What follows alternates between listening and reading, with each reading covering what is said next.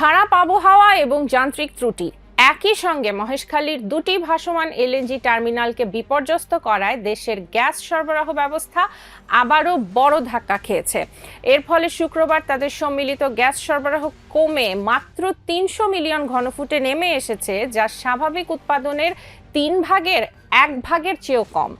দেশের জ্বালানি খাতের একটি সংকটময় মুহূর্তে এই বিঘ্ন ঘটল, যখন খাতটি এমনিতেই চাহিদা ও সরবরাহের ঘাটতি মেটাতে হিমশিম খাচ্ছে। মহেশখালীর সামিট ও এক্সিলারেট এনার্জি পরিচালিত দুটি টার্মিনালের ক্ষমতা একই সঙ্গে হ্রাস পাওয়ার কারণ এবং জাতীয় অর্থনীতিতে এর প্রভাব নিয়ে জানব আজকের টাইমস বিশ্লেষণে। পেট্রোবাংলা সূত্রে জানা গেছে, সামিট পরিচালিত টার্মিনালটি শুক্রবার পুরোপুরি বন্ধ ছিল। সমুদ্রের উত্তাল পরিস্থিতি এবং শক্তিশালী বাতাসের কারণে এলএনজিবাহী জাহাজ ভিড়তে না পারায় এখান থেকে গ্যাস সরবরাহ বন্ধ হয়ে যায়। পেট্রোবাংলার কর্মকর্তারা জানান, ওই এলাকায় বাতাসের গতিবেগ পৌঁছেছিল প্রায় ৩৮ নটে, যেখানে নিরাপদে জাহাজ ভেড়ানোর জন্য গতিবেগ থাকা প্রয়োজন ২০ নটের নিচে। এই ঘটনাটি প্রমাণ করে যে প্রতিকূল আবহাওয়ার কাছে বাংলাদেশের এলএনজি সরবরাহ চেইন কতটা নাজুক।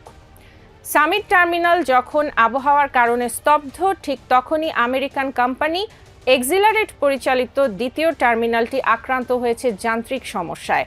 পেট্রোবাংলার senior general manager Saiful Islam সরকার জানান, যান্ত্রিক ত্রুটির কারণে টার্মিনালটির দুটি বয়লারের একটি বন্ধ রাখা হয়েছে, ফলে এই কেন্দ্র থেকে সরবরাহ কমে স্বাভাবিক মাত্রার অর্ধেকে নেমে এসেছে।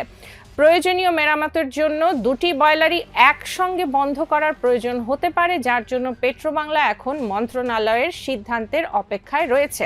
গত ২১ জুলাই জাহাজ থেকে জাহাজে এলএনজি স্থানান্তরের সময় একটি অগ্নিকাণ্ডের ঘটনায় এক্সিলারেট টার্মিনালটি বন্ধ হয়ে গিয়েছিল, ফলে জাতীয় গ্রিডে প্রতিদিন ৪৫০ MMCF সরবরাহ কমে যায়।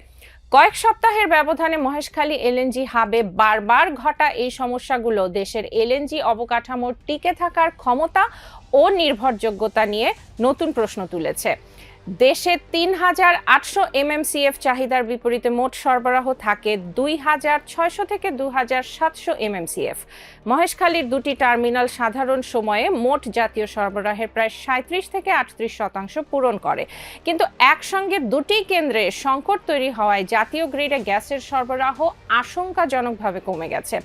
আবহাওয়া উন্নত না হলে এবং দ্রুত যান্ত্রিক ত্রুটি মেরামত করা না গেলে বিদ্যুৎ কেন্দ্র, সার কারখানা ও শিল্প প্রতিষ্ঠানের সরবরাহ আরো সংকুচিত হবে, যার প্রভাবে দেশের সার্বিক অর্থনৈতিক গতি স্থবির হয়ে পড়ারও আশঙ্কা তৈরি হয়েছে।